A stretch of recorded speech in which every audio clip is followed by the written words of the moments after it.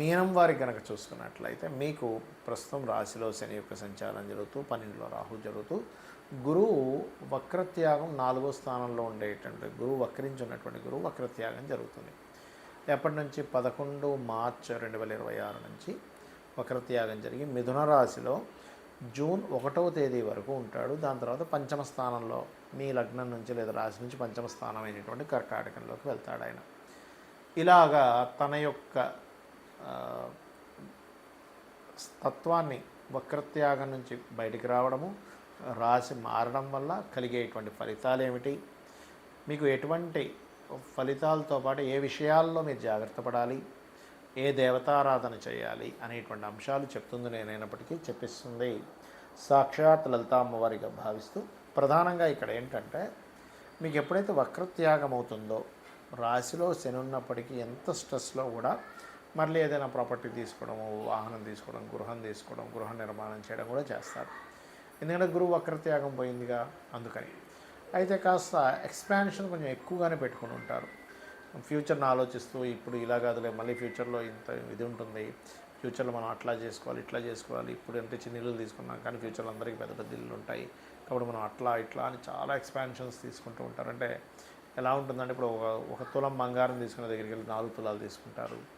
ఒక గృహం తీసుకోవాల్సింది 2 గృహాలు తీసుకోవడం, లేకపోతే చిన్నది తీసుకోవాల్సిన పెద్ద గృహం తీసుకోవాలనిపించడం, ఇట్లా అంటే ఏదైనా కానీ కొంచెం వైడ్ రేంజ్లో తీసుకోవాలనే ఆలోచనలు పెరుగుతూ ఉంటాయి గురువు వక్రత్యాగం జరిగినందుకు. అయితే ఇది ఎప్పటి వరకు మీరు వివాహం విషయంలో కానివ్వండి, ఇవన్నీ కూడా మీ గురువు 4వ భావంలో ఉన్నంత వరకు, కేంద్రంలో ఉన్నంత వరకు. కేంద్రం నుంచి ఎప్పుడైతే జూన్ 2వ తేదీ నుంచి మారుతాడో పంచమ స్థానంలోకి, ఇక్కడి నుంచి కలిగేటువంటి ఫలితాలు ఏమిటి అని చెప్పి చూసుకున్నట్లయితే కాస్త ఇక్కడ నుంచి కొంచెం సంతానం విషయంలోని తీసుకునే నిర్ణయాల విషయంలో బాగా కలిసి రావడం ఇవన్నీ జరుగుతూ, ఒక పక్క ఆలోచన విషయంలో స్ట్రెస్ కూడా ఉంటుంది. ఫ్రెండ్స్తో స్ట్రెస్ ఉంటుంది, అదేవిధంగా ప్రేమ వ్యవహారాల మూలంగా కొంత స్ట్రెస్ కూడా ఉంటుంది. కానీ ఒకవైపు లాభాలు వస్తూ స్ట్రెస్ కూడా ఉంటుంది. ఎందుకు కారణం ఏమిటంటే రాశిలో శని ఉన్నాడు, 12లో రాహు ఉన్నాడు, 6వ స్థానంలో నిత్య డైలీ లైఫ్ సంబంధించిన స్థానంలో కేతు ఉన్నాడు.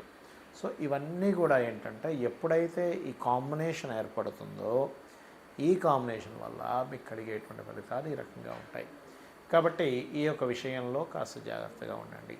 ఇక మీరు నిత్యము చేయవలసినటువంటి దేవత ఆరాధన ఏమిటి అని చెప్పి చూసుకున్నట్లయితే మీరు రెగ్యులర్గా రాజరాజేశ్వరి అమ్మవారి యొక్క ఆరాధన, శని రాహు కేతు గ్రహాల దగ్గర దీపారాధన, దక్షిణామూర్తి యొక్క ఆరాధన ఎక్కువగా చేయండి, అన్ని విధాలు బాగుంటుంది. ఇక్కడ ఏంటంటే వక్రగతి అనేటువంటిది మీ పర్సనల్ చార్ట్లో అయినా లేకపోతే గోచారంలో అయినా జరిగినప్పుడు, గోచారంలో జరిగినప్పుడేమో దేశకాల పరిస్థితుల మీద దాని ఎఫెక్ట్ ఉంటుంది. మీ పర్సనల్ చార్ట్లో ఉన్నప్పుడు ఒక విషయాన్ని మీరు ప్రధానంగా గుర్తుపెట్టుకోవాలి. ఏమిటది అంటే మీ పర్సనల్ చార్ట్లో ఏదైనా భావంలో ఏదైనా గ్రహం వక్రించింది అన్నప్పుడు దాని యొక్క అర్థం ఆస్ట్రలాజికల్గా ఉంటుంది. ఏమిటది? ఉదాహరణకు గురువు వక్రించాడు అంటే గురు సంబంధించినటువంటిది లేదా జ్ఞాన సంబంధించింది లేదా దేవతా సంబంధించింది ఏదైనా మీరు కర్మ పాస్ట్ లైఫ్లో బ్యాలెన్స్ ఉన్నారు, సంతానానికి సంబంధించింది, సంతానము గురువు అదేవిధంగా ఇట్లాంటి విషయాల్లో మీరు బ్యాలెన్స్ ఉన్నారని అర్థం అనమాట. అందుకని ఆ బ్యాలెన్స్ క్లియర్ చేసుకోవడం కోసం పుట్టారు. అదే సాటర్న్ వక్రించాడు అనుకోండి, పూర్వజన్మల్లో మీరు చేయాల్సిన కొన్ని పనులు ఈ జన్మలో చేసేటువంటి కొన్ని జాబ్స్ కొన్ని బ్యాలెన్స్ ఉండిపోయారు. ఇంకోటి ఏంటి, వక్రించినప్పుడు ఉన్న ప్రదేశం నుంచి వేరే ప్రదేశానికి వెళ్తేనే మీరు సక్సెస్ అవుతారని కూడా అర్థం. అదేవిధంగా బుధుడు అనుకోండి వక్రించడం, వాళ్ళలో సర్వసాధారణంగా కొంచెం హ్యూమరస్ ఎక్కువగా ఉంటుంది, కొంచెం ఎటకారంగా మాట్లాడడం, కొంచెం డిఫరెంట్గా మాట్లాడడం ఇవి. కాకపోతే వీళ్ళు ఈ రకంగా మాట్లాడడం అని అవతల వాళ్ళకి హాస్యంగా ఉంటుంది, కానీ కొన్నిసార్లు అవతలి వాళ్ళు ఈ మాటల వల్ల అనవసరంగా నొచ్చుకుంటారు కూడా. కాబట్టి ఈ విషయంలో జాగ్రత్తగా ఉండాలి. కొంచెం విద్యా సంబంధించినటువంటి విషయంలో కూడా ఇక్కడ ఏంటంటే కొంత మార్పులు ఇవన్నీ కూడా చూపిస్తుంటాయి బుధుడు వల్ల.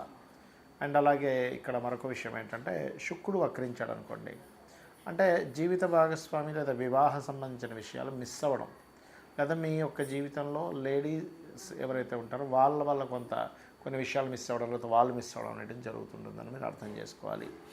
అదేవిధంగా రాహుకేతువులు ఎప్పుడైతే వక్రించే ఉంటారు, రవిచంద్రులు అయితే ఎప్పుడు వక్రగతిలోకి వెళ్ళరు.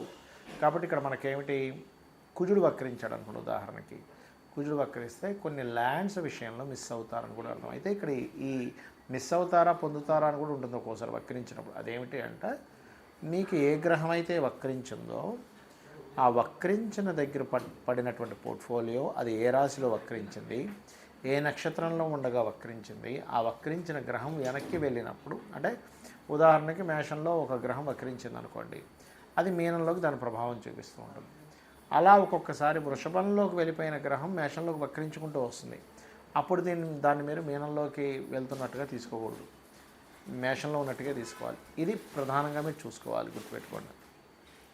అలాగే మరొక విషయం ఏంటంటే ఇక్కడ చూసుకున్నట్లయితే ప్రధానంగా ఈ వక్రగతి సంబంధించినటువంటి విషయంలో ఈ జాగ్రత్తలు తీసుకుంటూ ఇక్కడ కొన్ని వక్రగతుల వల్ల మంచి కూడా జరుగుతుంది. ఎప్పుడు ఆ వక్రించిన గ్రహం యొక్క వెనక రాశుల్లో శుభగ్రహాలు ఉన్నప్పుడు మంచి కూడా జరుగుతుంది. అయితే ఈసారి ఈ సంవత్సరానికి గురువు అధిపతి రాజయ్యాడు కాబట్టి, మంత్రి కుజుడయ్యాడు కాబట్టి ఈ వక్రత్యాగము వలన మరింత ఈ యుద్ధ సంబంధించిన మరింత పెరుగుతాయి, విపరీతంగా పెరుగుతాయి అన్నమాట.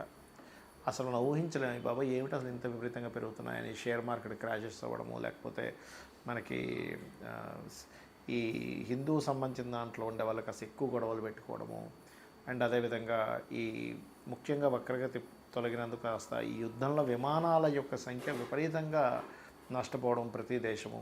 ముఖ్యంగా అది కాకుండా రాబోయేది కూడా పరాభవనామ సంవత్సరం కాబట్టి ఎక్కువ దేశాలు వాళ్ళ సంపదలను ఈ రూపంగా పోగొట్టుకుని పరాభవం పొందుతూ ఉంటారు అనేటువంటిది కూడా పర్ఫెక్ట్గా ఇక్కడ మనకు చూపిస్తుంది.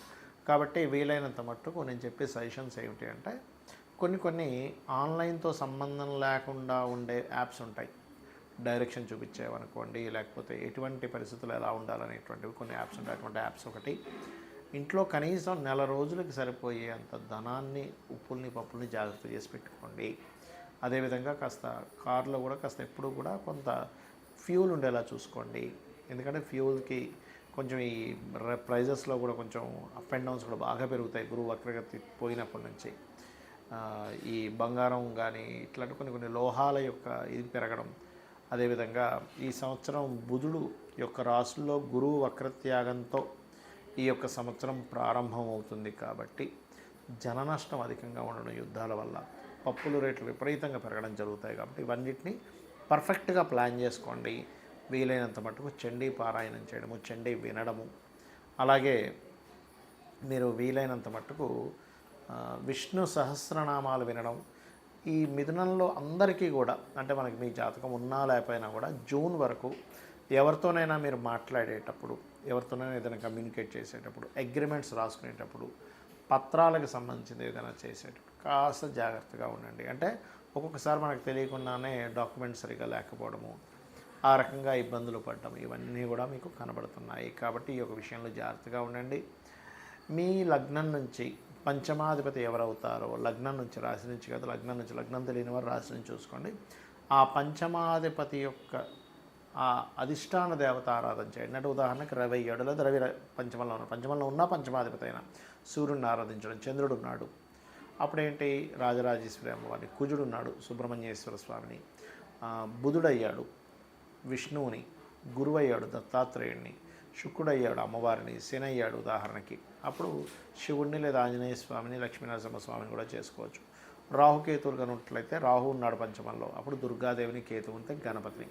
ఈ రకంగా చేయడం వల్ల ఏమవుతుందంటే ఇప్పుడు ఉండేటువంటి పరిస్థితులు బాగోలేవు కాబట్టి మీరు అనవసరంగా ఘర్షణలో ఇరుక్కోవడం కానీ, లేకపోతే మనకు చూడండి ఇండియన్సే రకరకాల దేశాల్లో ఉన్నారు, ఆ యొక్క దేశాలలో మీరు అనవసరంగా వెళ్ళి అక్కడ స్ట్రక్ అవ్వడం కానీ, అక్కడ పడేటువంటి బాంబులు అనుకోండి. ఇప్పుడు చూడండి చాలామంది పాపం దుబాయ్ అట్లాంటి కంట్రీస్కి వెళ్ళి అక్కడ భయపడుతూ ఉన్నారు, బిక్కు అనుకుంటూ ఉన్నారు. అటువంటి ప్రదేశాల్లో ఉండేటువంటి వారు కూడా ఎటువంటి ఇబ్బంది కలగకుండా ఉంటుంది. ముఖ్యంగా ఈ పంచమాధిపతి యొక్క అధిష్టాన దేవతను కనుక మీరు చేసుకున్నట్లయితే. శ్రీమాత్రే నమః.